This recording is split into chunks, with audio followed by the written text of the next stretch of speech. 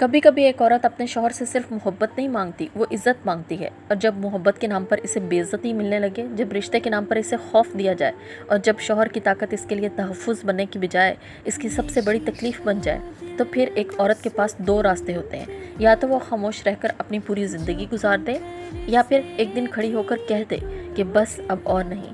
लेकिन किरण की कहानी यहाँ ख़त्म नहीं होती, क्योंकि जिस शौहर ने इसे दौलत, आसाइश और मोहब्बत के ख्वाब दिखाए थे, उसने एक दिन इस पर हाथ उठाया। और किरण ने वो हाथ सिर्फ अपने चेहरे पर नहीं महसूस किया था, बल्कि उसे यूं लगा जैसे इसके पूरे वजूद की तौहीन की गई हो। उसने सिकंदर को छोड़ दिया।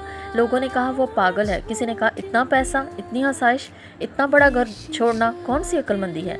फिर किरण ने इस शख्स से शादी की जो कभी इसे दिल से चाहता था, मगर वहाँ भी हालात बदल गए। और एक दिन अदनान के सामने भी किरण ने वही सवाल रख दिया, जिसका जवाब शायद हर रिश्ते को बचा सकता है। मैंने सिकंदर को इसलिए छोड़ा था कि वो मेरी इज्जत नहीं करता था। अगर तुम भी वही करोगे तो फिर मैं तुम्हें भी छोड़ दूंगी।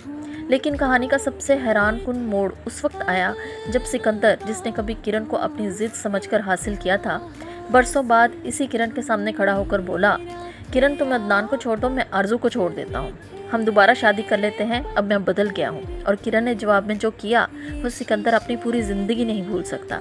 एक थप्पड़ और फिर ऐसे अल्फाज जिन्होंने पहली बार इसे इसकी अपनी हकीकत दिखा दी। ये सिर्फ एक औरत की कहानी नहीं, ये एक सवाल की कहानी है। आखिर एक रिश्ते में मोहब्बत से ज़्यादा ज़रूरी क्या है? मोहब्बत, दौलत या इज़्ज़त? ये कहानी है कंकर की।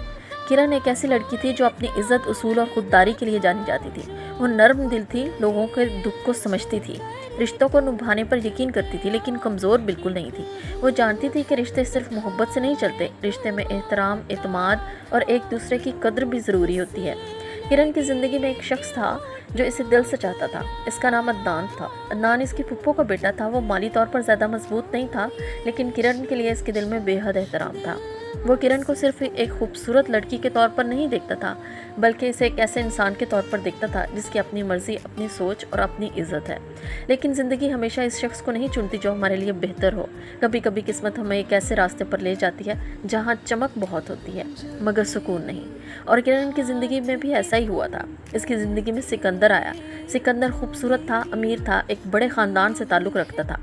इसके पास दौलत, इख्तियार था और माशरे में एक मकाम था। लेकिन इसके अंदर एक चीज़ बहुत ज़्यादा थी, इसकी अना। सिकंदर की मंगनी पहले ही इसकी खालाजाद आरजू से तय थी। आरजू सिर्फ सिकंदर की मंगेतर नहीं थी, बल्कि वो किरण की चचाजाद कज़न भी थी और इसकी बेहतरीन दोस्त भी।